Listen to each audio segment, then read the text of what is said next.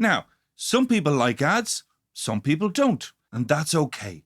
But we like to keep everyone happy. So if you're one of the people who doesn't like to listen to ads, choose the David McWilliams Plus option on Apple Podcasts, and you can listen to this podcast just the way you like it. To understand the economy, you have to understand human nature. This podcast is powered by Acast. The biblical deluge continues. It doesn't rain, but it pours. John is looking very, very demented. He's frustrated. He was out trying to look at the stars the other night. All he saw was clouds. That's it. What were you looking at? Well, I was trying to, the shooting star season every August. It's fantastic. But not only that, Mac, but beginning of the summer, I invested. We had a few nice days in end of May, beginning of June. I invested in all these shirts, short sleeve Hawaiian shirts. Can't wear them. They're stuck in my wardrobe. It must be said, it is a look, John. It is a look. Middle-aged man in a Hawaiian shirt. Anyway, not to worry. Well, you're in good form. Listen, it'll all be over soon. Everyone will be back to school, and we will have forgotten the fact that it'll last for the whole summer. Yeah, we've forgotten the fact that we had a summer. Yeah. We had a summer. But John, today I want to talk about, the last couple of weeks we've been doing the European tour, right? Yeah. We're going to take a break and we're going to talk about China because it has been bubbling away under the surface for a couple of years now, but certainly the last few months, particularly since the blanket COVID policy of the Chinese. The idea, the world thought, well, hold on a second. They had this massive lockdown towards the tail end of COVID. I mean, global COVID. Yeah. People thought Chinese economy will rebound. The Chinese economy will go back to do what it does best, which is growing. Supply chains will be back to normal. Exporting, manufacturing, all that sort of stuff. And whatever fears there are about the Chinese real estate market, which I'll tell you about in 2 seconds, they'll all be assuaged and we'll be back to growth. But what has happened now is there is deflation in China, which means prices are falling, which means demand is falling incredibly quickly. A whole host of Chinese real estate companies have defaulted on the repayments to their investors. Yeah, there's a fair bit of talk about China lately. Like, what's going on? What's changed there? I'll tell you how it works in China. So it works like a giant Ponzi scheme. Right. So the average Chinese person has had very little experience up until the late 1990s with real estate. And the reason is, in a communist country, you couldn't buy any real estate because that was technically against the law because you were of course. Yeah. So once real estate became a thing in China, what many average Chinese people is they invest in what's called trusts. So at the end of the week or the end of the month, your pay slip would come, and whatever way you wanted to save, a guy from the trust, right? And I just imagine this, would say, you give us your savings in yuan. Okay, so you give us, let's say, your equivalent of your $200. So you're an average worker who's working incredibly hard. You're saving loads and loads and loads of money. We promise you 8% per annum. You give us that, and all will be hunky-dory. So they'd amass hundreds and hundreds of millions, if not billions, of dollars worth of Chinese currency. And then they would give this. It was exactly what happened in Ireland during the 2008 crash, right? All the way up there, 2004, 2005, 2006, all sorts of snake oil salesmen said to people, give us your money, we'll put it in property you can't lose. Same carry on, right? Yeah, exactly the same carry on, right? And in the first couple of Did the lads years, here just move over to China? Exactly. There's called Phelan, there's a fellow called Senan, and there's a fellow called Dara, right? And Dara, Phelan, and Senan, they were working for the bank that will remain nameless, Anglo-Irish, and they were down in the West Lower, and they have now relocated to Shenzhen. They've adopted Chinese pseudonyms, but it's exactly the same shite. Yeah. Right? So imagine Phelan, the Chinese equivalent of Phelan, who was, a Dub supporter, decent skin, into the GAA, probably played O'Connell's schoolboys, right? O'Connell's school, or Joey's. Joey's of Fairview, the school that gave us Charlie High. Right. So imagine. So he goes over to China, same carry on. He's got good suit on. He's good patter, good salesman. He's taking people's money. Says, "Don't worry about it. I'm going to give you a guaranteed income of 8% per annum." So the average dude says, "Great." Now, in the first 2 years, you get your 8% per annum. So what do? You tell your mates, there's a fella called Phelan down the road. Yeah, we all pile in. He can get you 8%. And your man says, really? He says, yeah, the last 2 years, here, look at these accounts. 8%. I gave him 100 quid. He gave me 8 quid back. So you imagine the same shit's happening exactly in the equivalent of a GAA club in China, right? And they're all talking about people are having scoops, right? Yeah. So suddenly, that great expression, nothing so undermines your financial judgment as the sight of your neighbor getting rich. Yeah. Same JP Morgan? JP Morgan, exactly. Yeah. Same thing happens in China. So the Chinese equivalent of Phelan, Dara, Senan, and Finon. So Phelan, Dara, Senan, and Finon, right? They are over in China. So same thing. So in the first decade of the property boom, all those stuff were generating 8%. Yeah. People were very, very happy. People were making money. Property prices going up more and more and more. But what tends typically to happen then is once the property market peaks, the trust funds try then to liquidate property in order to pay back the people who've given them money. And then you get the downward cycle, whereas the more they liquidate, the more prices fall. The less people they can pay, the more people start to get antsy. Once people start to get antsy on the way down, they start looking for redemptions. They go to Phelan and Senan and Dara and say, listen, I'd actually like out of this thing. Can I have my money back? And Phelan says, look, sorry, mate, you'll have to wait for a while. So suddenly the pub conversation... Or you can't find Phelan. Yeah, you can't. Well, Phelan's disappeared. He's gone back to Ireland. He's back in O'Connell School as we speak, right? So Phelan, actually that's one of the amazing things about the Irish property crash and the banking crash, right? Everyone said that they're all privately educated Southside boys who ran those banks. They weren't. If you actually look at them, they all went to Christian Brothers schools. All the chief executives. That's just Christian Brothers schools. That's the problem with the Christian Brothers. That's one for your sociology. Anyway, so imagine, basically somebody goes and says, look, I want my money back. Your man says, you'll have to wait a while. We don't have it. He goes back to the pub. He says, you remember your man who said he'd give you 8%? He's now won't give me the money back. And the herd mentality that went into them sucked straight out of them. So that's the sort of thing that's happening in China. It's no different to any other country. Everyone behaves the same, right? Yeah. So what the government did in China was to say, okay, we know there is a problem of liquidity. Irish listeners will remember in the banking crisis, everyone said, oh, don't worry, it's only a liquidity problem. It's not a bankruptcy problem. So the government in China have just printed money and thrown it at these trusts. Right. Giving them cheap loans so they can pay back the actual investors. So the actual investors... The bailout, same bailout. Precisely. Because there's been an ongoing bailout in China, right? Over the last about 18 months. The perception was that at some stage this would stabilize credit markets, this would stabilize real estate markets, because people would realize, and a little bit like the Fed in America, there's an expression in finance, John, which is don't fight the Fed. So because the Fed prints money, if the Fed says interest rates are going down, don't bet against them. Right now in the United States, the Fed is saying interest rates are going up, don't bet against them, right? Because they are the power. So the idea was that the same would hold true for the Central Bank of China, that they will stabilize the situation. But like all these situations, they can get out of control very, very quickly. And what is happening right now in China is it's beginning to get out of control. So there's a huge fear in credit markets, real estate markets, and of course the banking system is entirely leveraged to the real estate market. So it's all intertwined and there's panic. That's why you see so many people selling their Chinese assets right now, so many international funds, right? By the way, in China, the international funds are always last. They're never first.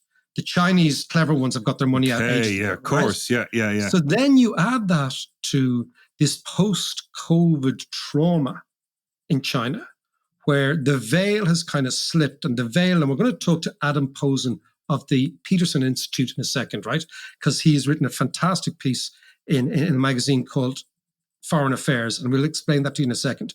But you take that fear in the banking system, the real estate world, the credit system, and you ally this to an understanding now on the part of the average Chinese that the Communist Party is not tolerating any dissent, and it's going to involve itself in your life. I mean, so much so they banned the poor old K-pop people. It's like banning One Direction, right? That's not a bad thing. If the United States government bans Taylor Swift, you know we're in the shits. So, but the Chinese parties, they banned the Taylor Swifts of China, right? So they're clamping down on everything, and that's creating a sort of an angst. All this is coming together at a time when there's geopolitical uncertainty, when they're in an alliance with Russia. I'm sure a lot of Chinese people are saying, why Russia? That doesn't seem like a very clever move, where the Americans are ratcheting up sanctions, particularly in the microchip area. So the Americans are looking for what they called chokeholds on Chinese supply chains. And they're trying to stop them getting access to microchips. All of this is creating a huge fear that maybe, just maybe, the Chinese miracle is over. And just to put that into context, the biggest story of our lives economically in the globe has been the rise of China. That's the big one. Absolutely has. Yeah. And so we could be at a moment, and it's very important we do that today, and we allow listeners to digest this today, is that we could be at a moment where we're witnessing the beginning of the end of the biggest story of the last half century. And that's the way we should look at this. Well, and may you live in interesting times, eh? Well, as the Chinese say, may you live in interesting times. The last thing you want to do is live in interesting times. I want to live in really dull times, right? There's nothing going on, that I can sit on my Swiss and do nothing. But that's a big loud shirt. In a big loud Hawaiian shirt that is sitting in the cupboard, in the wardrobe, looking soulfully at me as I put on my anorak and go out for a walk on the pier. Okay, so why don't we go, John, to America, to Washington, to one of the best think tanks in Washington, Peterson Institute, and talk to Adam Posen. Now, as you know, we have been doing our European summer tour. We just finished with Poland last week. We had Germany a couple of weeks ago, the UK, Spain, Italy, France. So you will excuse us for going to China, because clearly geographically we are compromised in terms of our understanding of the globe. But we want to go to China because the Chinese story is unfolding rapidly. As I am speaking, investors are selling Chinese equities, Chinese bonds. There is a lot of selling pressure on the Chinese currency. And that is because people have wised up to the idea that maybe, just maybe, things in China that were potentially a blip after COVID are not necessarily a blip. And people are reassessing the entire Chinese story. Now, just to put this in context before I speak to our guest, the Chinese story is basically the biggest economic story in the last 25 years, 3 decades. You know that we in Europe tend to be obsessed with the fall of the Berlin Wall, et cetera, et cetera. But one of the many ramifications of that particular episode was a change in China, not direct consequence, but around the same time. And the opening of the Chinese economy and all things Chinese has really been the largest geopolitical story, certainly the largest economic story in the last 3 decades. And the question is it all coming to an end? Now, about 3 days ago, I read an amazing paper in Foreign Affairs, kind of a highfalutin magazine now, in fairness. Wouldn't be for everybody, but a decent magazine, but highfalutin, right? And it was called The End of the Chinese Economic Miracle. And it is by our next guest, who's an old friend of the podcast, Adam Posen of the Peterson Institute in Washington. And he is on the line now. Adam, how are you? Lovely to see you. Thanks for having me back. It's a lovely podcast. Not at all. In fact, I was actually sharing your epic YouTube on Brexit with somebody just last night. I said to him last night, I said, just have a look at this. You will remember that demolition of Brexit that you did in, I think, 2017, was it? Yeah, that was the only thing I've ever done that went viral as a video, but thank you for continuing to watch. No, it was wonderful. And you were spot on then about the ramifications of Brexit and what it was likely to do to the UK economy, society, and its political background. And now you've penned this piece, which is a wonderful piece, questioning whether or not we're looking at the end of this, as I was saying, this extraordinary 3-decade-long march of China. Explain to me your thinking, Alan. To me, China's growth story of actually the last 4 decades is the greatest economic event of our lifetimes, even more than, as you said, the fall of the Berlin Wall. It lifted hundreds of millions of people, arguably 1 billion people, out of poverty directly in China. It affected the fortunes and the well-being, mostly for the good, of people around the world, including in the UK, Ireland, the US. And it has led to concerns about global security between the US and China, as well as economic conflict. President Xi, now in his 3rd term and effectively president for life unless he steps down, came in 2013 looking like a reformer, or at least looking like someone who was broadly going to continue the market economy aspects that his predecessors had since Deng Xiaoping. Starting roughly around 2015, he reversed course. He started funneling more and more money to state-owned enterprises, using Communist Party anti-corruption measures and other measures to exert more influence over the private economy. And again, this wasn't a shock. The Communist Party was always in charge of China, but it started to eat into Chinese growth and make things a little less clearly good. My argument is that he broke what I call the no politics, no problem compact. This is similar to what we saw in Russia, in Turkey under Erdogan, in Venezuela initially under Chavez, that the authoritarians in power, but he, and it's usually he, don't bother people in their day-to-day economic lives. In fact, they're in favor of growth as long as you keep your political self down. So if you protest for democracy in Hong Kong or you protest on Tiananmen Square, yes, they'll come after you. But if you're just a small business person or a worker and you don't do anything political, sure, you can get rich, you can make your money, you can do what you want. With zero COVID, the draconian policy that she and the Communist Party put in place in response to the COVID pandemic, he was shutting down whole cities on no notice, putting people out of work, shutting down businesses. It was an in-your-face to the average Chinese person about ultimately they were subject day to day to the Chinese party's power. And I think that's shown up in a surge in insecurity and fear among Chinese households. They've started putting a lot more money into bank accounts and more liquid assets. They've stopped buying durable goods. Small businesses are not expanding and investing. And this, if right, has implications going forward that China will be more volatile economic growth and grow less quickly going forward. Now, before we talk about the economic side, why would a leader who has been given, in effect, on a plate, a platform for an economy to grow, there wasn't a huge amount of anti-party political agitation, there wasn't a sense of insecurity. Why would you do that? I mean, this is what always intrigues me. You know, the way a lot of Westerners say, well, you know, the Chinese think in 200 years, 300 years, they don't have the same time horizon as yada, yada, yada, right? I find that hard to believe. I think most people think about 5 minutes and 10 minutes like everybody else. That's the human condition. Yeah. Why do you think Xi has departed from something that was working pretty well? It's a fair question, and I'm frankly with you, David. I don't like these sort of cultural generalizations that Americans or Europeans make about China. I do think, however, there's a lot out there by political scientists and analysts on China who point out how formative the Cultural Revolution experience was for President Xi. His dad was locked up, wasn't he? His dad was locked up, and he was purged from being a very, very major official and locked up. And he was sent off, Xi himself was sent off to go work in, I think it was a sugar processing plant on a farm out in the far northwest, and had real privation for several years. Now, many of us would come out of that and say, we really don't want to repeat that. But it's been very clear by his own statements over the last several years of increasing frequency and fervor and actions that he thinks there were good parts of the Chinese Cultural Revolution.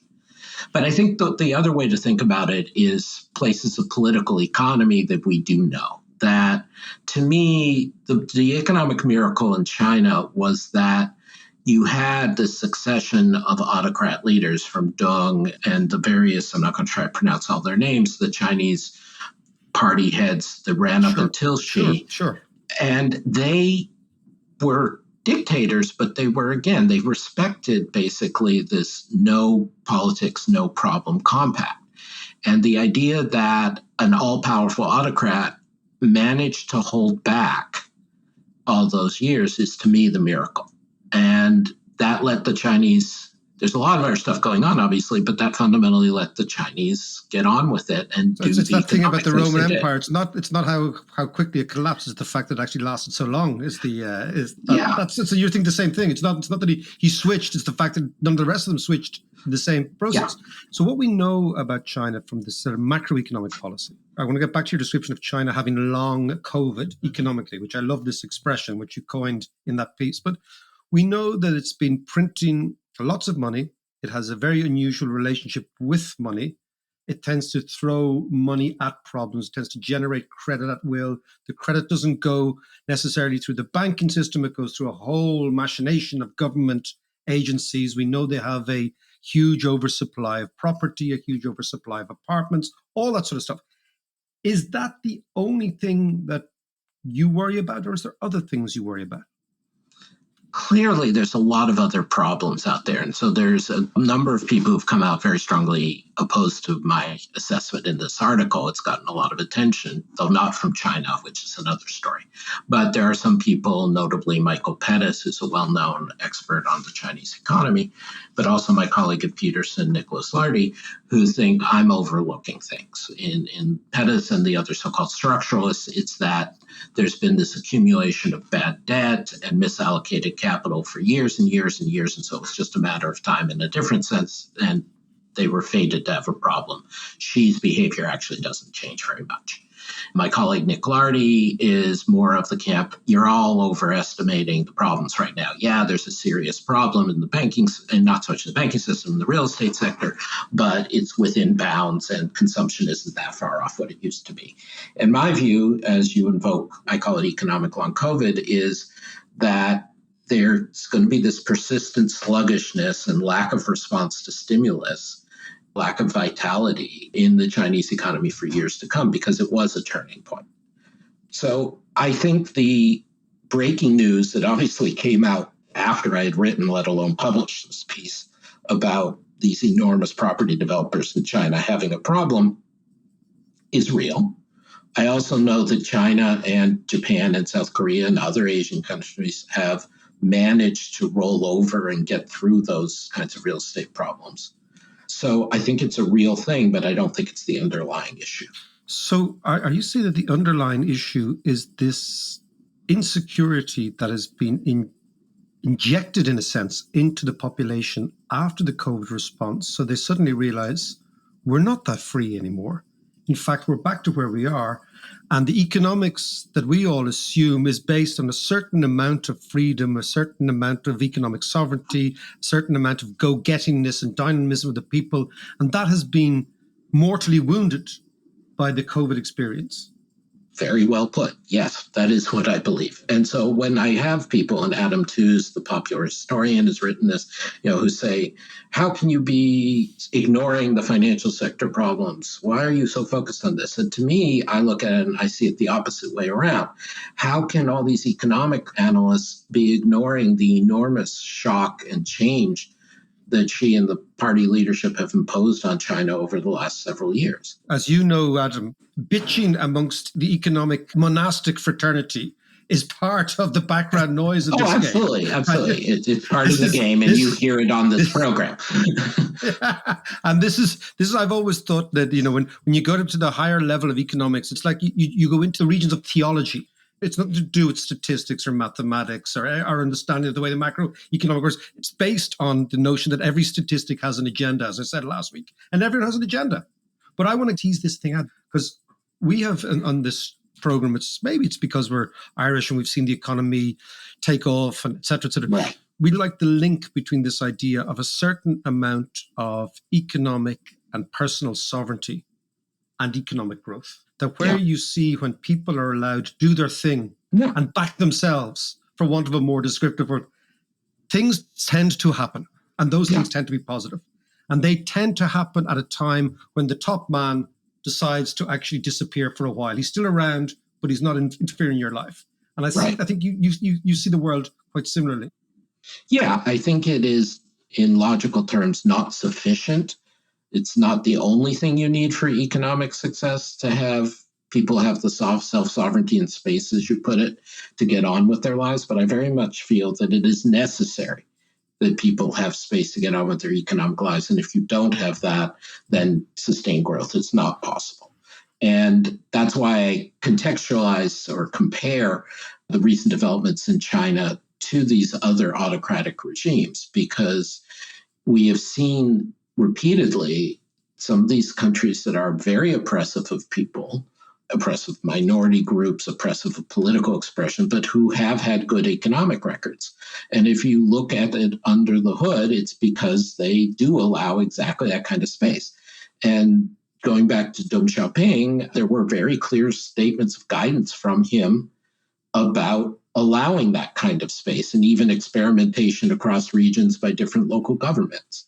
And this has been slowly, or not even that slowly, this has been steadily eroding since she consolidated power around 2015.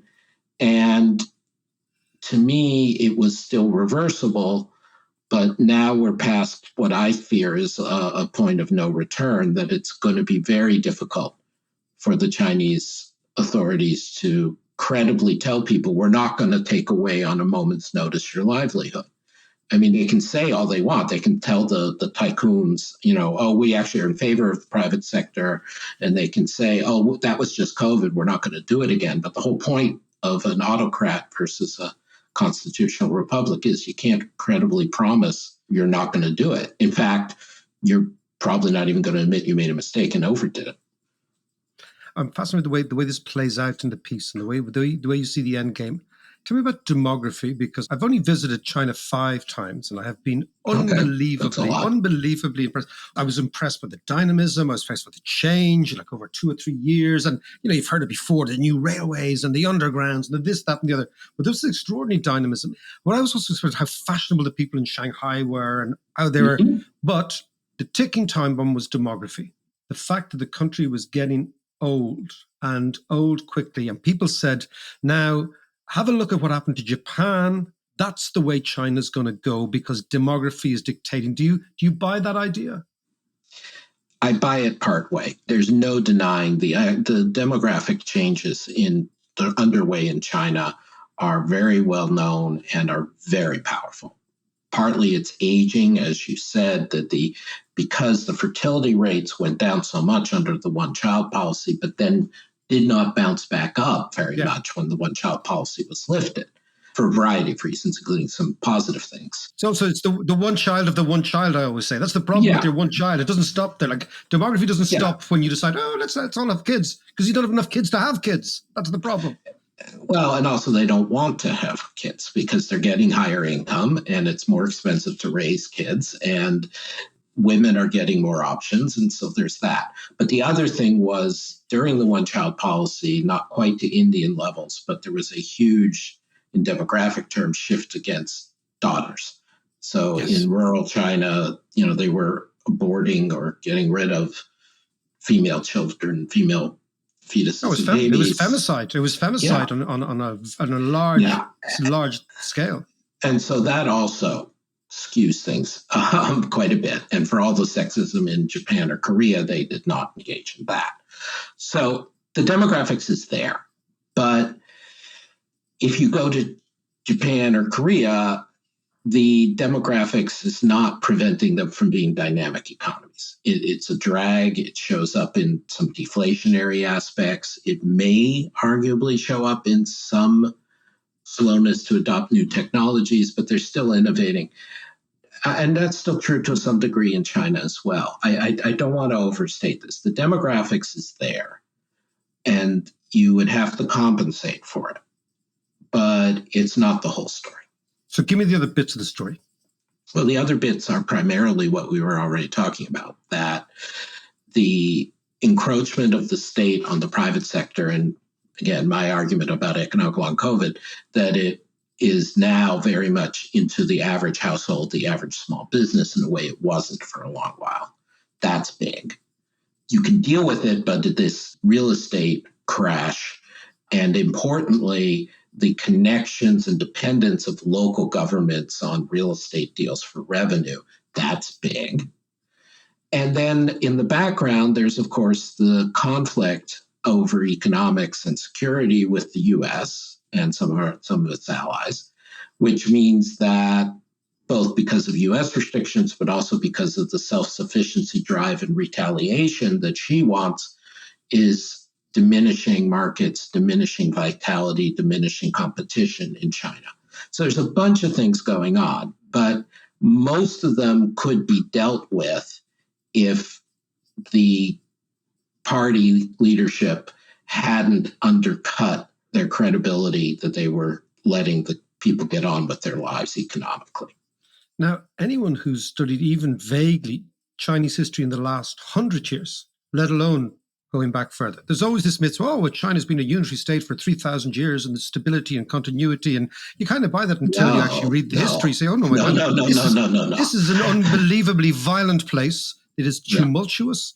They have political upheavals. They have civil wars. They have famines. I mean, China is totally the opposite of this long, continuous, peaceful reign that you hear people going on about. It's incredibly violent, and political change happens very quickly.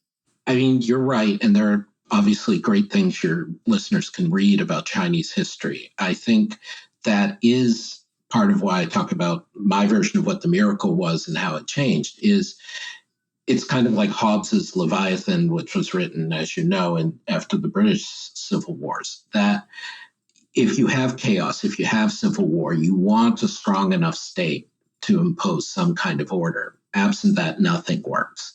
And so that's part of why the Chinese Communist Party has been able to do the things it's done since 1949, and particularly since after Mao since 79. But inherent in that, go back to Plato's warnings about dictators, you have what I refer to in the article as the regression to the autocratic mean, that you can't withstand the temptation forever to start putting in your preferences, really interfering and overdoing it. And to me, that's the big change in China. Adam, let's talk. How does this end? We started with the idea that I said it was a very big event, the Chinese opening. You said, no, David, it's bigger than you actually think, right? It is very normal for us to have Chinese students on the street in Dublin, for example. Yeah. We have everything we're doing this chat to probably is made in China. Bits are made in China. It's very normal for us to have China as a trading partner. It's very normal to us to listen to Chinese ideas, whether we take them on board or not. China is part of our lives. And that has always come. This was never always perplexing me about the confrontation with America. It's always come within the American order, the globalization, the United States. I mean, America and China had for a while been sort of complementary powers. Mm-hmm. That now seems to have gone on both sides. America's got much tougher. China's got much tougher. How does this play out? What's the central case, the posing central case for China, let's say, going forward 10, 20 years? I am unfortunately rather pessimistic, but not doomsaying. So what do I mean? I think if globalization continues to corrode in large part because of the U.S. in general, as well as the U.S. interactions with China, we're all going to be poorer. The world's going to be more broken up into blocks, and much more than trade barriers. We're going to be seeing a slowdown in productivity growth, a diminished flow of ideas and people and business relationships and capital across borders. And I think in that environment, it's not going to go well for China, because you worry once you go down this kind of road that it becomes self-fulfilling. Well, if the Americans are doing that, we have to retaliate. Oh, if we're doing this, then the Americans will retaliate. And then suspicion continues to grow. I'm not saying there's no security threat from China and it's all due to the Americans. This is like discussions of the Cold War in the 50s, 60s, 70s. You have to find a way, if you want a good outcome, you have to find a way through diplomacy, through arms control of a kind, to damp it down, or else it does take on its own dynamic. So, but when I look at China specifically and narrowly in economic terms, which is what I really know about to some degree, I view this as a very negative prospect for China, meaning declining trend growth rate meaningfully over the next several years, more volatility, because when the government tries to stabilize things, people won't fully believe them that they're going to carry through, or they're not going to change the policy or make the policy more intrusive, which will diminish the effectiveness of their policies. And ultimately, I think this is going to create more demand for exit. The political economist Albert Hirschman famously coined the idea of exit voice or loyalty. When you're in a system, you can choose to get out, you can choose to voice your complaints, or you can choose to be loyal and just suffer through it. I'm not suggesting that there's going to be millions of Chinese moving across the border. That's not going to happen. But I think increasingly over time, a lot of the smart money, a lot of the smart people, a lot of the business production is going to move abroad.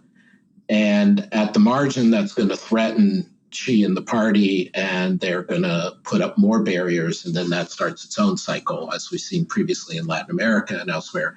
The more barriers you put up, the more spooked people get. The more spooked people get, the more they try to get out. But that's just where I wanted to end, because it's certainly reading the piece that, you know, in the 1960s, 50s and 60s, big countries like Brazil and Argentina had this extraordinary potential. Argentina had its day, but Brazil was coming at this massive country, incredible potential beside the United States, momentum, all those things, right? And it ran aground in the 1970s, ran further aground into the 1980s. And we know the Brazilian story the last couple of decades. Is that the type of end game for China, that it simply stops growing? And when it stops growing, it stops being the country that everyone expected it to be, and it just becomes another large place of upper middle income people, and it does that peacefully. Broadly speaking, that's the story I think that could happen. That's probably the most likely of various stories to happen. I'm very afraid that it might not be peacefully, certainly around Taiwan and the South China Sea and various other disputes in the area. I also am willing to quote, as ever, Adam Smith: there's a lot of ruin in a country, especially a country as economically advanced as China now is, where, as you mentioned, people in the first tier cities of Shenzhen and Guangzhou and Shanghai and Beijing are living at European or American standards of income, technology, and so on. So, I mean, none of that's just going to disappear.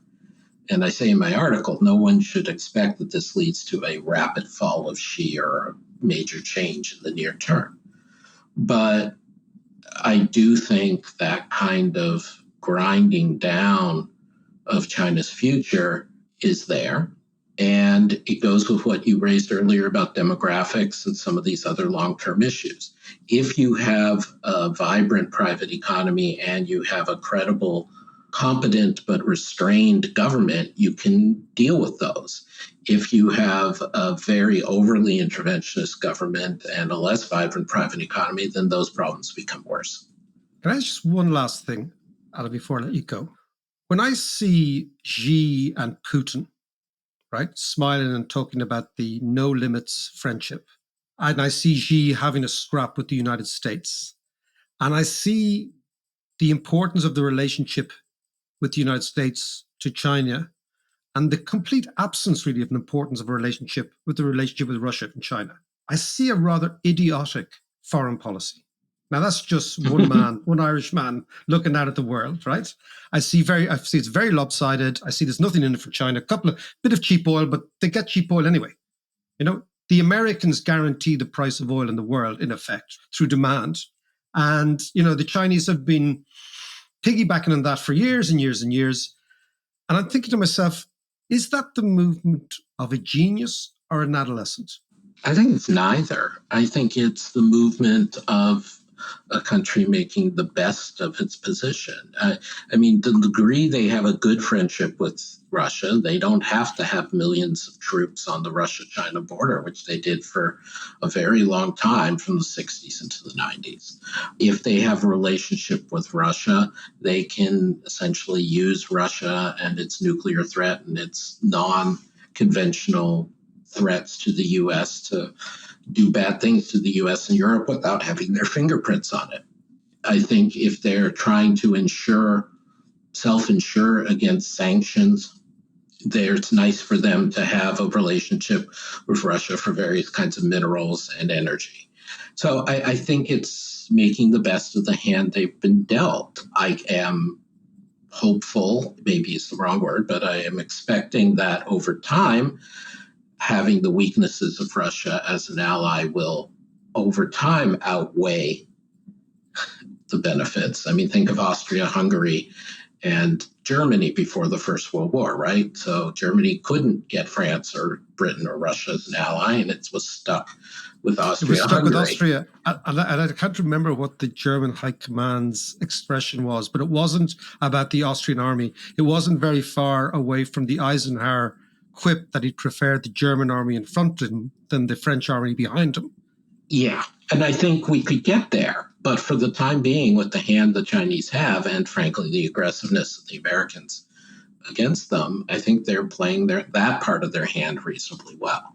Adam, we will leave it there. I think all references to the Austrian-Hungarian Empire. We were talking, John, last week about Joseph Roth and the measures and these wonderful novels about Galicia. You know, we're back there again. Who would have known? Who would have known we're back in the Austrian-Hungarian Empire? Adam, that was fantastic, wonderful, fascinating. The fact that it has created a little bit of a bitch fight amongst the upper echelons of the economic world is all the better for it. All the better for it. As the RAF had this policy during the Second World War. They were asked about taking the flak, and they say you only take the flak when you're over the target. Yeah, that's a much nicer line than being characterized as the French or Russian army. So thank you, David. Exactly. Merci beaucoup. Thank you very much.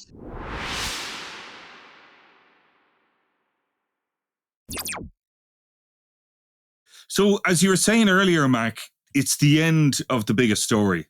China maybe the beginning of the end of the biggest story. Right, okay. Well, then this could take a while, could it? Or could this unravel really quickly? Well, I mean, there's two kind of models of these unravelings. One is the kind of 1991, 92 end of the Soviet Union, which happened in weeks. Yes, in fact, it happened in days. It actually unraveled in days. And then there's the end of like the British Empire, which took a long, long time. And, they were gradually pulling out of places and losing power and losing influence. But it was kind of all being managed quite well. So if you imagine, the Russian Empire disappears overnight. The British Empire takes a while. China is not an empire. That's the thing. It's not an empire. It's a unitary state. But as I said to Adam, if you look at the history of China, even the 20th century, it's very violent. It's extraordinarily violent. Okay, whether it's fast or slow, what kind of impact is it going to have on the global economy? Like what are the ripple effects?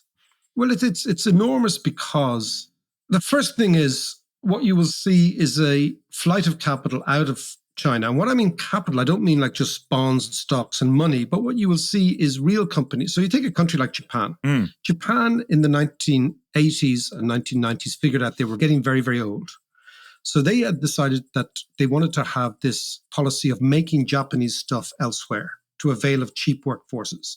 Yeah. But then they realized that would cause a lot of consternation, a lot of anger, if the Japs were just seen to be actually putting in plants, taking out money and selling, branding things in Japan. So the Japanese came up with this idea of produce where you sell.